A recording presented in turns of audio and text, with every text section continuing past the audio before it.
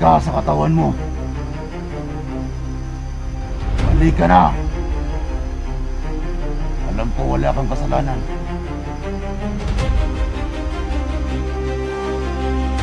Alam ko nandito ka na sa harapan ko. Pumasok ka na. Bangon! Bangon! Bangon ka.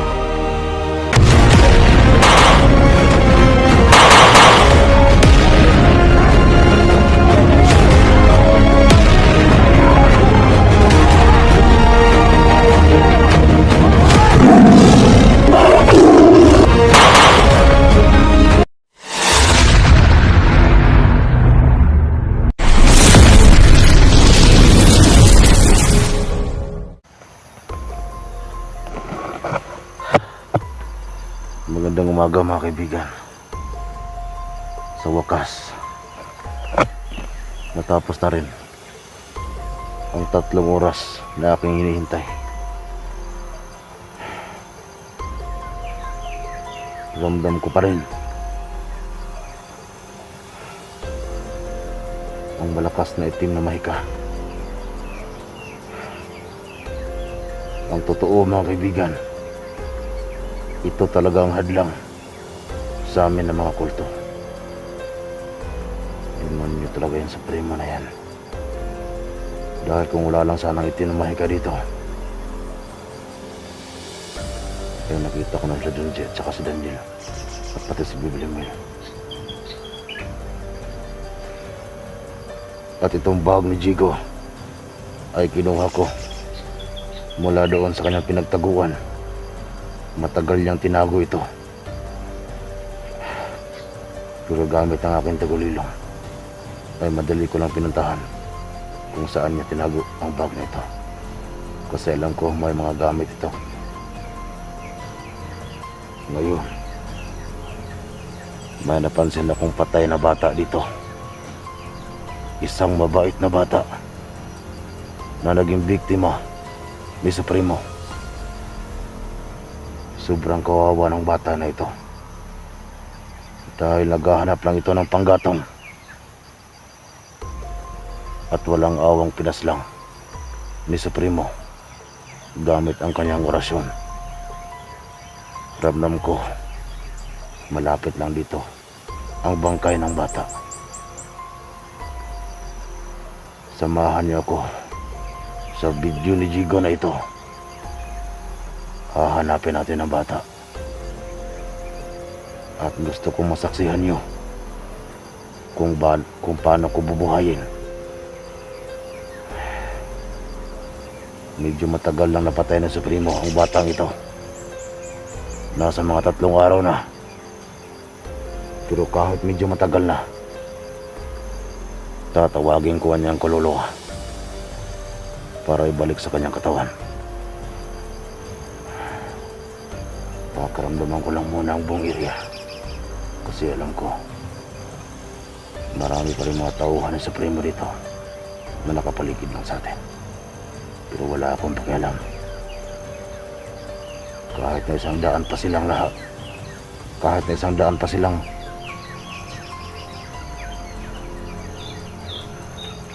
sabay-sabay ko silang patayin. Kahit 100 pa silang haharang sa akin, wala akong pakialam. Samahan niyo ko. Hahanapin ko ang bangkay ng batang ito. Kanina ko pa ito napansin.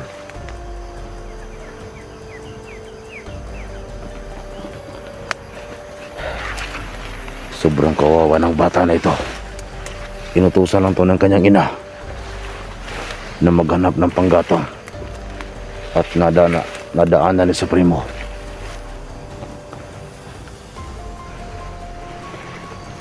Dapat talagang tapusin ng Supremo kasi wala siyang pinipili. Pati bata na walang kasalanan, pinapatay niya at ginagawa ng tauhan.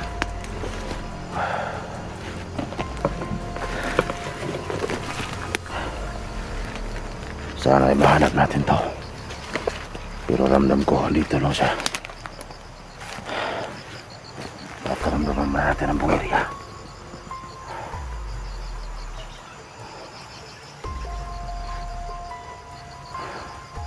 Ang hinahangad ko ngayon ay masagupa ko sa Supremo. At gusto kong sabihin sa inyo mga kaibigan, may sasabihin lang ko sa inyo bago natin hanapin ang bangkay ng batang ito.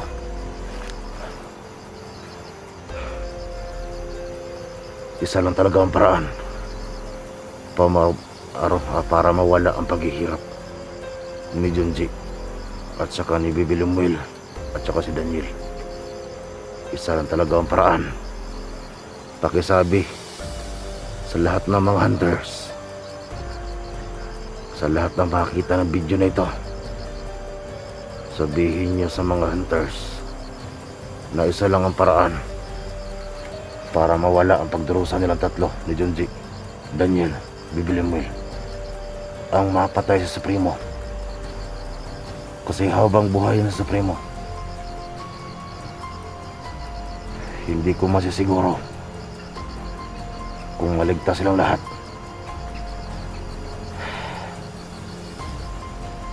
Ang pakay ko talaga ay ang mapatay sa Supremo. Ang problema, simula nung nakapasok ako sa katawan ni Jigo, ay hindi siya nagpakita sa akin. Ang hinihiling ko talaga ay ang makaharap siya. Kasi pag napatay ko yung Supremo na yan, mawawala lahat ng sumpa. Ang paghihirap nila tatlo, mawawala lahat. Kasi kahit may ligtas yan silang tatlo, hanggat buhay sa Supremo, magdurusa pa rin sila. At gusto ko rin sabihin sa inyo, may nabanggit ang aming pinunong kulto na isang hunter na nagdurusa din ngayon. At walang iba ay ang pangalan niya ay si Johnny. Naawa ang aming pinuno kay Johnny. Kasi kahit isang hunter ay walang naghahanap.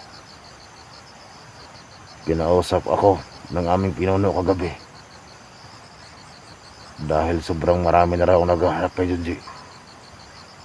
Baka raw kailangan naming hanapin si Johnny. Pero sige lang, sa ngayon mananatili pa rin ako sa location na ito. Kasi alam ko andito lang si Supremo, nagtatago lang. Gusto ko munang mapatay sa Supremo bago ko hanapin si Johnny. Ako ang ama ni Jigo. At walang alam si Jigo sa sinasabi ng aking pinunong kulto kagabi. Naawa lang talaga yung aming pinuno kay Johnny. Ang problema lang, wala siyang upload ngayon. Hindi ko makita kung ano nang kalagayan niya. Tara, patuloy tayo sa paghanap sa bangkay ng batang ito. Ramdam ko malapit na tayo dito.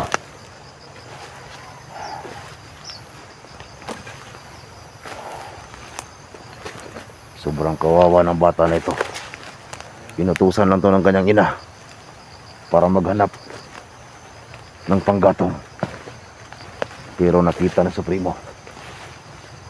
Walang awang pinatay gamit ang kanyang orasyon. Sana makita natin to ngayon.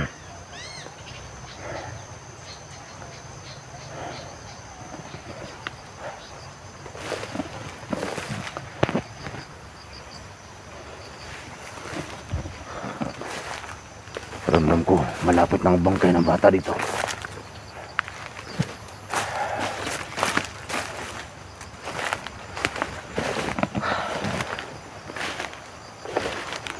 Saksihan niyo ang pagbuhay ko sa batang ito. Kahit anong mangyari, bubuhayin ko to. Kasi 3 araw na siyang patay gamit ang orasyon sa Supremo. Ito na. Ramdam ko na malapit siya dito. Ayan. Ito ang sinasabi ko sa inyo. Ito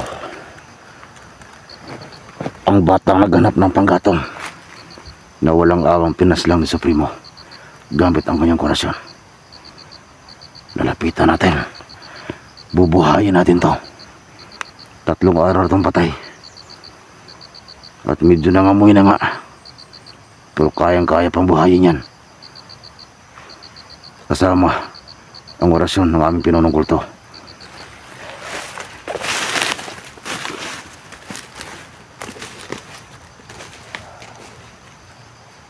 Ito mga kaibigan, medyo nangamoy na talaga.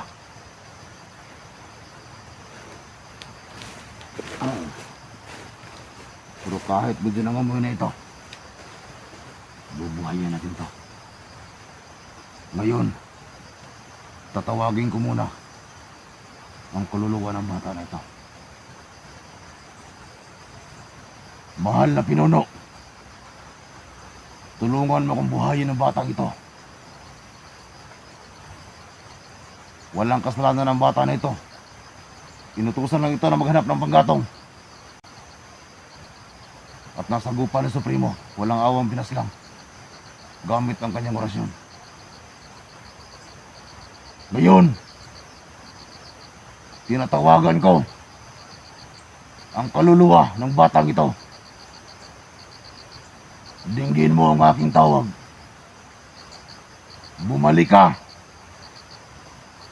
sa katawan mo. Halika. Kung narinig mo ang tawag ko, kaluluwa ng batang ito, bumalik ka sa katawan mo. Halika na. Alam ko wala kang kasalanan.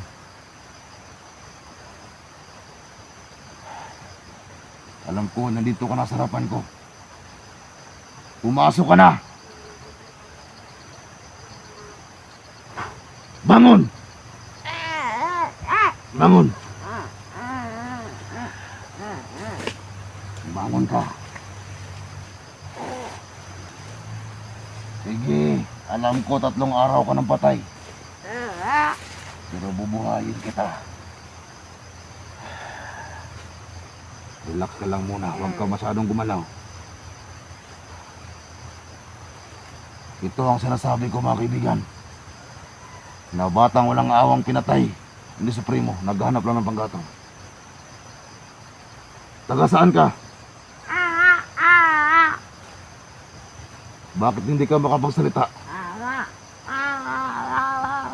Isa ka bang pipi? Diyan ka lang muna. Isa pa lang pipi ang batang ito.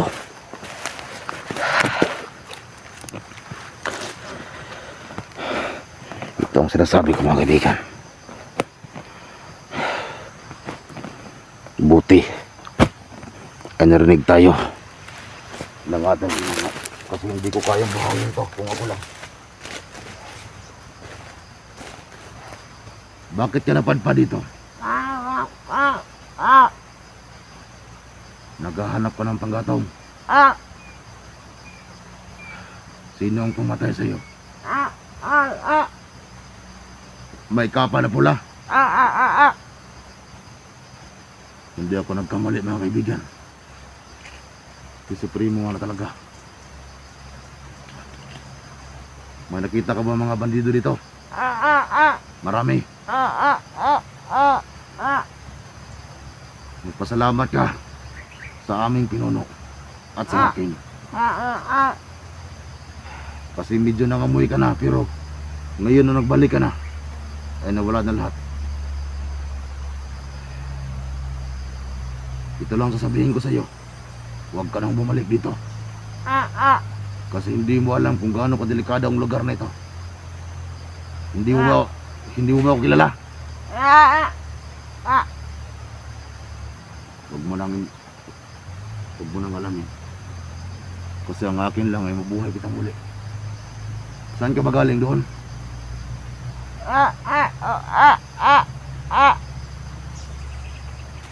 Bilang. Isa palang pipi ito mga kaibigan. Subukan mong tumayo. Kung kaya mo nang tumayo.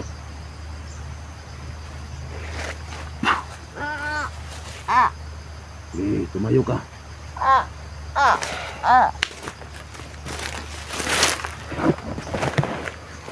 Ops, dadaan lang. Upo lang sa bato, upo. Umupo ka dyan sa bato.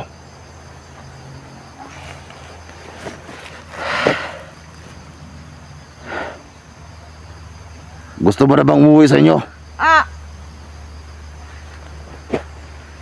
Itong bata na ito mga kaibigan, kailangan ko itong ihatid sa medyo malapit lang dito. Pero kailangan ay doon na sa may highway. Yung mayroon ng daanan pa uwi sa kanila. Para makauwi ito. Gagamitan ko ito ng tagulilong para makauwi. Gusto ba nang umuwi? Alam ba ng pamilya mo na namatay ka? Hindi. Kasi ngayon alam ko. Masyado na nag-alala ang pamilya mo ngayon.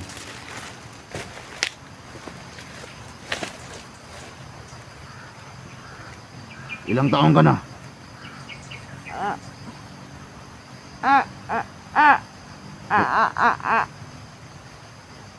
13. 14. Ito lang sasabihin ko sa iyo. Huwag ka nang bumalik dito. Kasi huwag mo kainin yan. Hindi yan tubo. Bugang yan. Gutom ka na. Huwag ka mag-asos. Kung mayroon lang sana kung pagkain dito, bibigyan kita. Pero wala. Ang may tulong ko lang sa iyo ngayon. Ihahatid kita sa may highway. Gamit aking tagulilong. Huwag ka magtaka sa gagawin ko sa iyo. Basta sundin mo ang lahat ng sinasabi ko. Ihahatid kita sa may highway.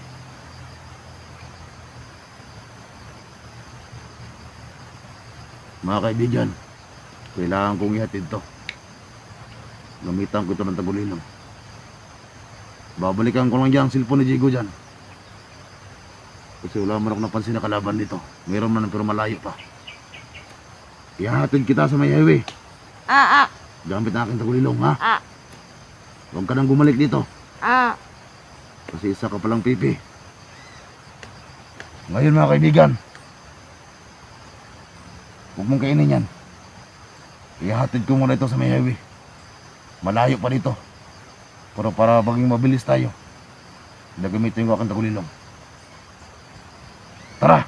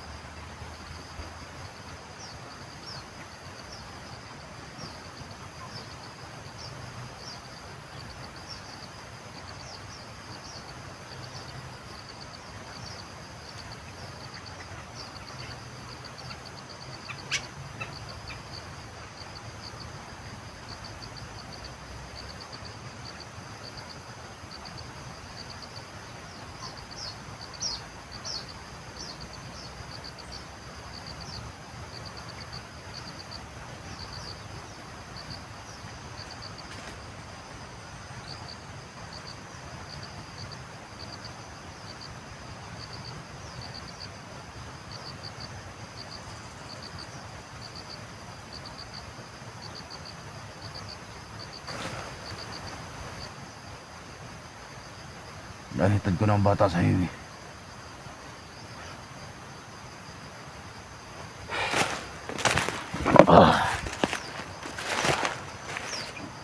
Salamat naman, mahal na pinuno. Tinulungan mo ako para buhayin ang batang yon.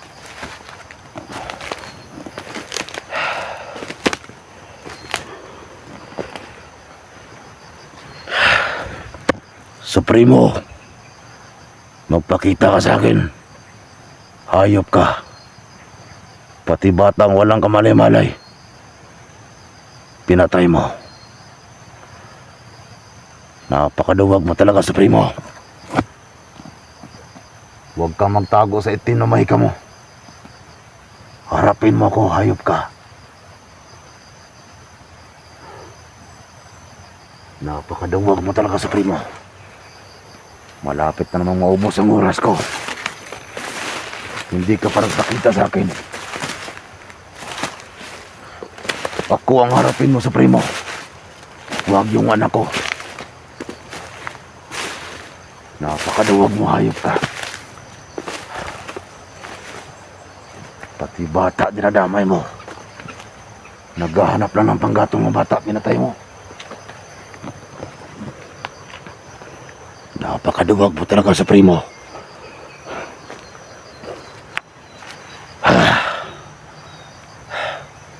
Supremo, magpakita ka. Supremo, harapin mo ako. Alam ko nandito ka lang. Huwag kang duwag, Supremo. Demonyo ka, hayop ka. Kung akala mo ay napatay mo ng bata. Oo, napatay mo ng 3 araw. Pero ngayon, buhay na. Malas mo lang nakita ko ang bata. At nasagap ko ang kanyang bangkay. Hayop ka, Supremo. Magpakita ka sa akin, Supremo. Kung talagang matapang ka,